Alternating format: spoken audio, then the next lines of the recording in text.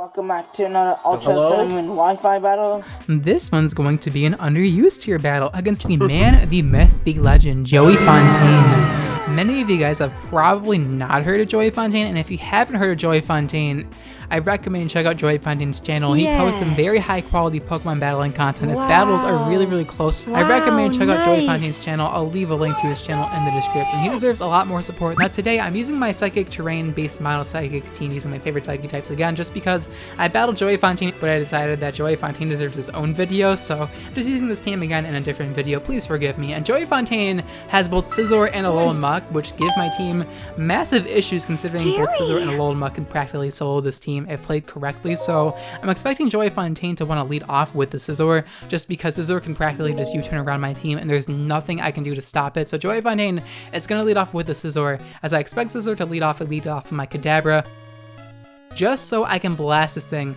with a Hidden Power Fire. So I'm going to go for Hidden Power Fire against the Scizor, nuke this guy, as unfortunately Scizor's able to live at red health, and I was able to go for the U-turn and get out of here. So I mean, he's able to break my Kadabra's Focus Sash, with a useless crit, may I add, but I'll definitely take losing Kadabra's Focus Sash or weakening Scizor, because Scizor is without a doubt the biggest threat to my team besides Alolan Muck, but Alolan Muck at the very least will be able to be broken through with my, physical attackers, but Scizor is just going to be a pest throughout the entire battle if I don't weaken it. So now the Scizor is unable to pivot into Psychic type moves. Joey Fontaine's going to bring in the Shiny Hippowdon, which, may I add, Shiny Hippowdon looks absolutely awful. It looks like a baby just took like a giant dump on its face. I don't know, but yeah, he's going to go for the Stealth Rocks here. I didn't even predict the Stealth Rocks. I brought an Espeon on the off chance he went for Stealth Rocks. I was expecting him to go for Earthquake though, but he goes for Stealth Rocks, so we're able to bounce those guys back, so I think that limits Scizor to switching in one more time, which is really good for me. Now I'm going to go for Reflect. That's the main reason why I brought out my Espeon against the Powder in the first place, so I'd be able to set up my screens against him,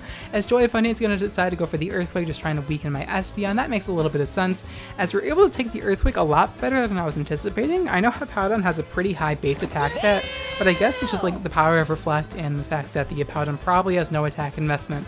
There was one time where I did face a Banded Hippowdon back in Gen 5. That was pretty dangerous actually. I didn't expect the Hippowdon to be able to do that much damage. So here Joey Fontaine is going to pull a switch into the Alolan Muck, as I tried to bring in my Behem here because I want to stop the Psychic Terrain. However, because he brought in Alolan Muck, he does outspeed me because of the fact he's hit by Sandstorm before me.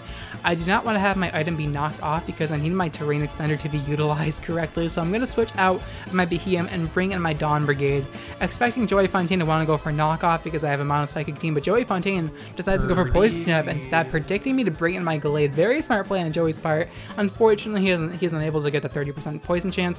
Whatever, that's not too big of a deal. Joey Fontaine's going to switch out of the Alolan Muck now and bring in the Hippowdon yet again, because the Hippowdon can easily pivot into my physical attacks and tank them with ease because the Hippowdon has a massive defense and HP stat. However, I did predict the switch into Hippowdon. I'm able to go for the trick, and I'm very happy I was able to go for the trick with this Gallade because in my previous battle where I used this team, and a Zimu Azumarill kind of cock blocked my Gallade, and I kind of let him get up a free belly drum without any punishment by locking myself in a trick. So I'm very glad Gallade had some redemption here, and we're able to get rid of the Hippowdon's recovery options. So now we're going to be able to break through the Hippowdon much easier, which is very good for my physical attackers. But now I'm going to bring in my Behem because Reflect is up and Hippowdon isn't really all that powerful. I know I can easily tank this Espeon took Earthquake that well, and that Earthquake did absolutely nothing because of my defensive investment. Usually Behems are invested in special attack, but this Behem is meant to support this team, and it was between either Musharna or Behem on this team, or Reuniclus, I guess, because those are my three favorite Psychic types from Gen 5, and since no one uses Behem ever, I wanted to use Behem, and since I always use Musharna in my PU battles, I figured Behem would be a nice Pokemon for this team as well. Though between Gen 5, I really can't pick a favorite out of the Psychic types because Gen 5 had a lot of really cool Psychic types, that's for sure. And then Gen 6 and Gen 7 Psychic types were kind of meh in comparison. I don't know, my favorite Psychic types are usually from Gen 1 to 5. There's definitely some well-designed Psychic types from Gen 6 and 7, Malamar's a pretty good one. and I can't remember any others, but here I sack off my Kadabra to the knockoff because I don't want to die. I don't want to have my Behem get knocked off essentially because I want to keep my terrain extender for later on in the battle. And now I'm going to bring in my new meta, my weakness policy, Metagross. Hopefully Joey Fontaine goes for knockoff here, but Joey Fontaine is smarter than that. He realizes that Alolan Muck is very valuable against my team, but we were able to whittle it down to half HP, which is very good for my team considering Alolan Muck kind of eats my team alive. So now I'm going to go for the agility, trying to get my speed increased because I figure Joey Fontaine's going to either go for the knockoff walk off or switched out, so I'm gonna just go for agility. Unfortunately, my reflect wears off on the turn. I want to activate weakness policy, and unfortunately I missed Zen Headbutt, which kind of sucks, but it's not the end of the world. It's not like it would have done all that much damage to a Powdon anyways. Now Joey Fontaine's gonna go for the Earthquake. We're able to live it, not as well as I thought I'd be able to, but we're able to activate our weakness policy. So now we are at +2 attack and +2 speed and +2 special attack as well. Gonna go for the Psychic Terrain, boosted stab Zen Headbutt from max attack Advent Metagross, and then Powdon gets a one-shot. I wasn't expecting that kind of damage output. I really wasn't, especially since Blizzy took a +2 Meteor Mash from my Metagross in the previous battle, then I had Powdon and it just drops to, you know, Zen Headbutt. I guess he could have been like Spadaf invested. That may be an option, but I really didn't think that Zen Headbutt would OHKO the Powdon, which is why the Zen Headbutt miss I thought mattered a lot more than it actually did. Now here Joey Fontaine's gonna decide to switch between his team members because he could revenge kill me with his priority users in Scizor and Breloom. However, Psychic Terrain has the effect which nullifies priority moves from hitting any Pokemon that are grounded, and so because my Metagross is on the ground, and in comes Shiny Altaria, by the way.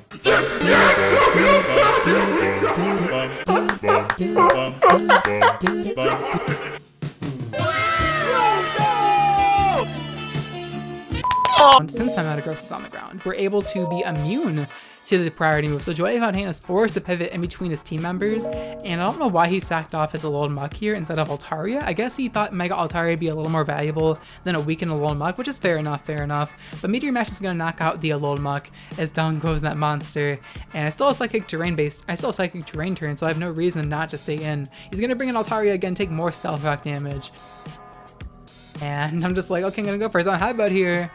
Unfortunately, I miss, and then Joey Fontaine misses Fire Blast as well. So we literally just, you know, wasted a turn right there.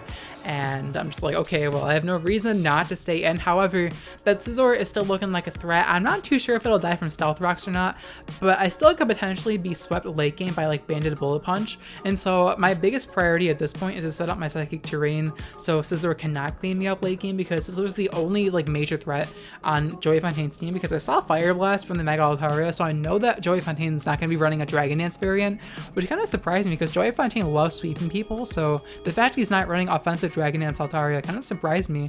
But Joey Fontaine's gonna go for Hyper Voice. Hopefully my Behemoth can live this, but unfortunately Behemoth's actually gonna get knocked out, which kind of sucks. I definitely underestimated Mega Altaria there, and down goes my Behemoth, but that's not too big of a deal. I'm gonna be able to bring in Espiflex here, my Espeon, and from here I can just go for the Light Screen because I know his Mega Altaria is a special variant at this point, so I'm gonna go for the Light Screen here as Joey Fontaine is gonna decide to go for the Hyper Voice, trying to knock out my Espeon, but I need to get up these screens so Scizor cannot beat me late game because Banded Bullet Punch can rip apart my team. So I'm gonna go for Reflect, especially after losing Behemoth. I really have no Bullet Punch switch-ins. Like, I'm pretty sure Metagross would die from Bullet Punch if I don't get Reflect up.